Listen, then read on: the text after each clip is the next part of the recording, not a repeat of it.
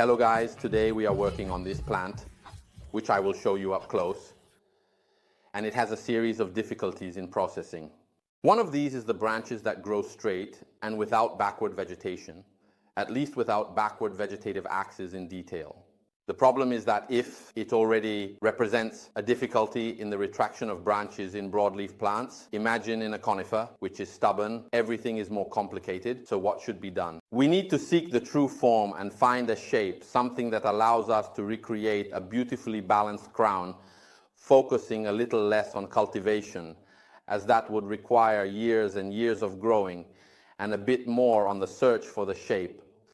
Sometimes we move towards sculptor shapes, this time, but we would like to maintain a classic form, perhaps prostrate, and try to use tricks with the branches that come from above.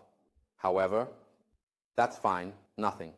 I'll show it to you up close. At least it remains shown up close. Here we are, guys, so let's take a look at the plant as a whole. As you can see, it's not bad, but it is very, very wide.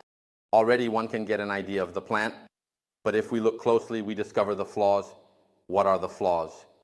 The presence of branches like, for example, these that are very long, old barked, and also the idea of retreating them raises my doubts about whether it can be retreated much further. Here we have almost 30 centimeters of branches without backward vegetation, and it is difficult. Here too, we can indeed see that we have very, very long branches. If lowered, they go below the peak point. Yes. Here we have created this inclination to slightly balance the trunk, because otherwise it would create a Tetris-like situation, a piece of Tetris almost like this. Instead, we have made it a bit more vertical. So we have these branches, this long branch, this long branch, this long branch, and this branch that is so low that if we lower it, it goes below the peak point. And it's another problem, all the problems that accumulate. These branches are straight, but who knows? We can wait to cut them and see if we can find a solution. Here there are still branches that start from stubs and are also quite straight. We absolutely need to find a solution. What could the solution be in these cases? If we start from high branches and lower them, the shape will automatically close a bit, and this could be a solution. To create something more tapered, less open, and less twisted. By doing this, we only keep the branches that we can use, lowering them a little to recreate the shape. We can cut all the long ones practically, starting from the top and lowering them. Clearly, the branch visually shortens, and we can use this trick to try to recreate the plant. So now let's start by cutting the superfluous parts, which are the longer, unsightly branches that catch the eye. And then from the top we lower them and find this trick to make the plant more dynamic or less, giving it depth. We can also tilt it towards the front so that the difference is not noticeable. I place it like this, it still isn't visible. Let's try more or less like this. So if I tilt it, I already have the apex a bit further forward and I create a slightly more pronounced depth. So after a push towards the front, however, then it is a fine-tuning that we decide only after cutting the branches. For now, let's go. We cut, but not down to zero. We keep a little piece and use it for dry wood. We make gin from it, because here you can't just close it off, cut it flush and expect it to heal. It's not a broadleaf, it's a conifer, so a touch of dry wood, drastic measures, makes sense, and we can take advantage of this, which can actually become a point of interest. So in the meantime, let's show that here we have made a selection of the branches and thus we have kept the vegetation. So more or less this area here, okay?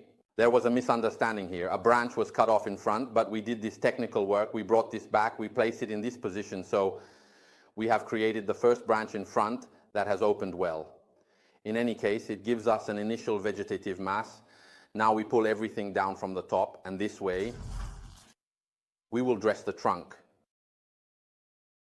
Hi guys, so here we are, pine all wired up. Let's start with the styling. Once spun finely, the branches must hold, meaning that when I move one branch, the whole should move. I shouldn't have branches that create balance or anything. Otherwise, when I have branches that long in positioning, I risk making a mess. So, the branch that serves a bit as a reference, the branches. is this one here in front, because of its length, that nothing can be elongated. It is the apex. The apex can be moved a little to the right and left, but we cannot distort it, which means that everything else must accompany it. It means that we are going to take this vegetation and gradually try to guide it, to compact it in such a way that everything together looks nice. Now I will change the brightness of the machine a little because it is a bit dark. Okay, maybe a bit faded, but at least you can see the branches better, at least in this phase of work. Then, at the end, we'll also add a few small ties. So, what I do is if there's a straight branch, I might make a spiral with it, and that way it shortens. If I have two straight branches, I make a spiral with both together, not one like this and one like that, because otherwise I create a shape that stands out and isn't as nice together.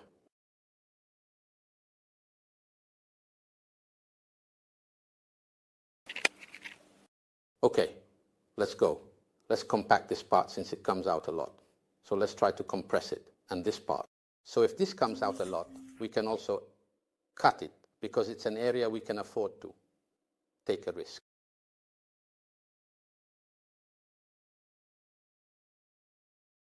We can start by putting a tie in place. Let's opt for a small tie, as we already have a bundle in place, which is quite convenient. This will help us keep everything organized and tidy, more or less. After securing the tie, we will proceed to make a comprehensive plan for improvements and refinements. Okay. This involves assessing the current setup and identifying areas that could benefit from enhancements. For instance, this particular section seems to protrude slightly, so we can consider widening it just a bit to gain a few extra centimeters, which could be beneficial. Now, upon closer inspection, it appears that the wire here is not closed as neatly as it could be. In such cases, the same trick applies when we have a bit too much length to manage. We can bend it from the back and bring it forward in this manner, which automatically shortens it slightly. This technique is quite effective in managing excess length. Once adjusted, we can bring it back out and observe that, more or less, we have successfully managed to optically shorten the branch, achieving a more streamlined appearance. This is a great outcome, and perhaps we can consider placing this branch back here. I find this branch quite appealing, so let's position it here. By doing so, we ensure that the overall arrangement is aesthetically pleasing and functional. Additionally, we can take this opportunity to review the entire setup and make any further adjustments as needed, ensuring that everything is in optimal condition. This thorough approach not only enhances the visual appeal, but also improves the structural integrity of the arrangement, making it more robust and reliable in the long run. Overall, this process of careful planning and execution allows us to achieve the desired results efficiently and effectively.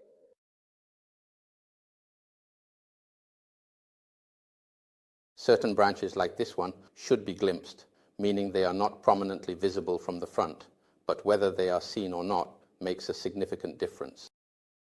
Sometimes just a little tuft, a shade of green, or even just a hint of gin makes the difference. Why? Because that area seems full to us. Many times we work on the empty spaces, cutting to create voids. Other times we need something that gives the impression of being full, and even a small hint can be useful.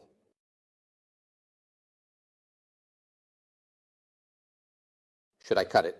Should I leave it?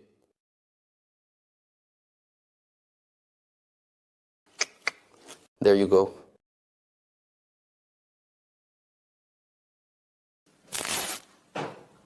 Voila.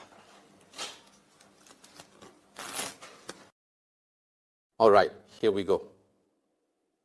Then, Newman, let's take a moment to consider our options.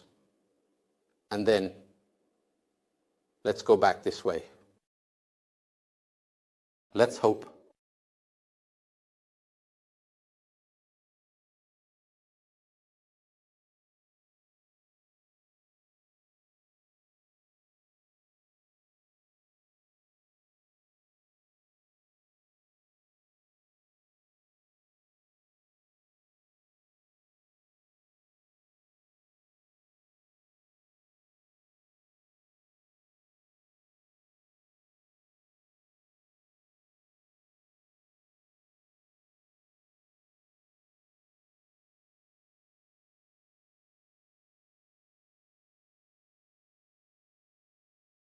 Closing the apex is always a job.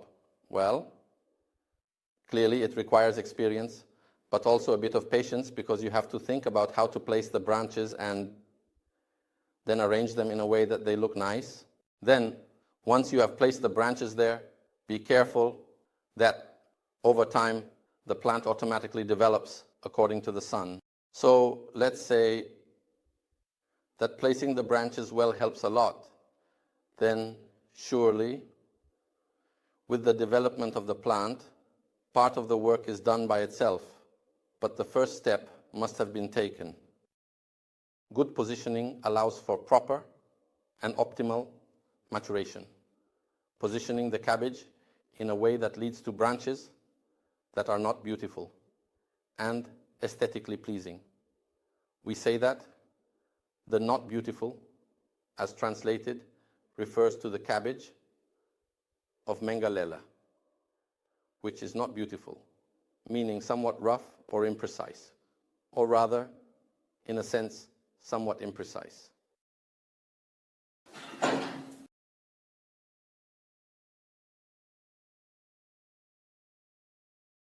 So, let's go a bit.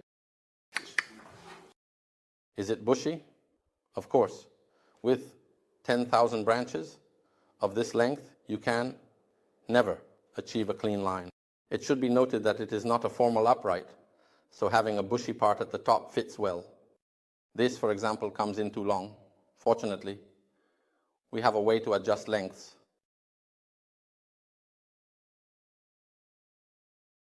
I don't know what you call them. We call them long cuts.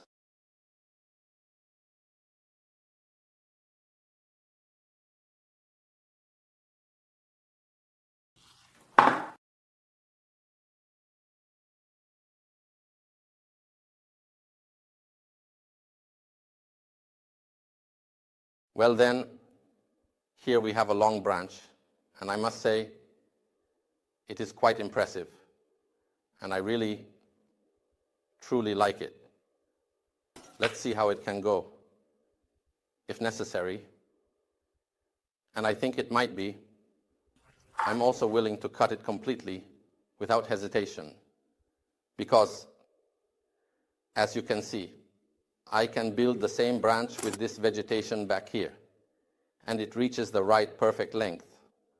The wire is so incredibly thick here. It is very, very difficult to position afterward. Good. Let us put it right here so we can take a wonderful photo with a nice black background. We haven't done that yet, have we? I don't like this, not at all. In reality, it's quite beautiful if you look at it closely. But the machine, unfortunately, makes it look ugly. We'll keep it like this for now. Then we'll cut it and make a whole gin, which I really like more. The ultimate purpose in life is to make gin. I was born to be gin. Good tubing gin. So this should be brought slightly forward. But okay, now we have a moderate length. However, I don't really like how it looks from the front, so I will now occupy my third branch. The fact that it lacks gum, let's just try this way. Let's get it out. Then, now, unfortunately, this indeed needs to grow a bit. Okay? Nothing. This one, out. So, here we can do it very well because it's a juniper. Think about it 2 or 3 times. Perhaps. I'm here. It doesn't lose vigor, so now let's do this. We'll give it a good cut, remove the bark, and I'll also show you a bit of the difference in the aesthetic appearance it can provide. It also frees up space because the other branches can get closer.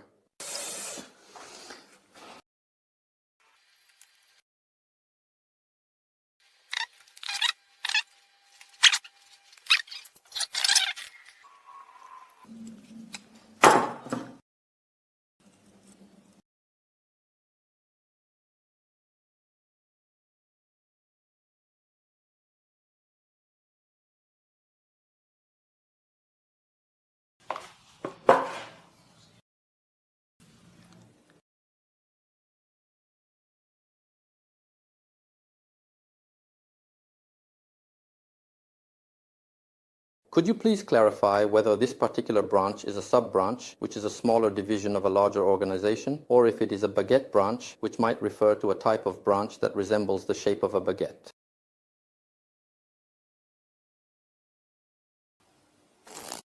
Let's delve deeper into the current situation we find ourselves in.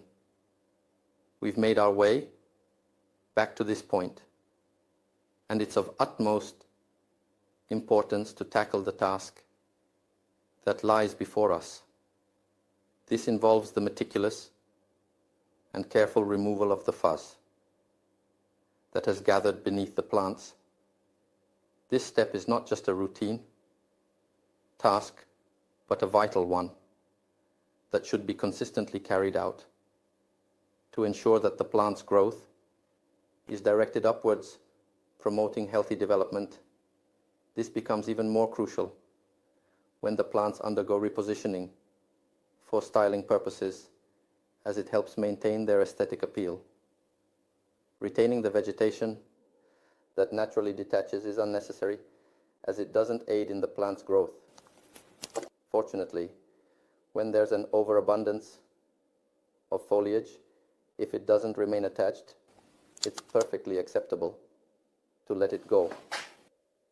However, this particular aspect truly captivates my attention. It feels as though it propels me forward, much like how I propel it. When I come to the realization that we are in sync, working together in perfect harmony, it becomes a remarkable demonstration of technique. If we succeed in making it glide smoothly, it not only appears aesthetically pleasing, but is also beautifully contained within its form. This harmonious interaction is not just a bit beautiful, but it is beautifully contained. Wouldn't you agree? It's quite an impressive feat, showcasing the marvel of technique and the beauty of nature working together seamlessly. How is it? Stop. So guys, now I'll show you a little more up close. This is our proposal for a field pine, so it's also quite an economical material. And it is implied that it has been cultivated. We didn't just pick it up and go, but as you can see, with the right technique, the right knowledge in shaping, and a lot of experience in positioning the branches during pruning, you can achieve a good result. I repeat, it takes time and experience. Here is our field pine. Look at the base. It is very nice. It stands out and is all contained. You can see how the branches are certainly brought back, but as they grow, some of these will be replaced, because when you make the first step, you always leave a few extra branches. Here I noticed that we are missing some vegetation. Look, I already found it by lowering this branch here. You see this branch back here and this one. I already found the vegetation where it was missing. You see, okay, branch repositioned. With a curvature, this branch at the front, which was too prominent, was cut back. A juniper was left that fits well with the others and blends a bit into the essence, which is somewhat drastic and a bit rustic. The juniper works well. If you are looking for a guide for your teaching, study Bonsai Subra. I am Ivo, also providing online instruction for evening courses. Best regards.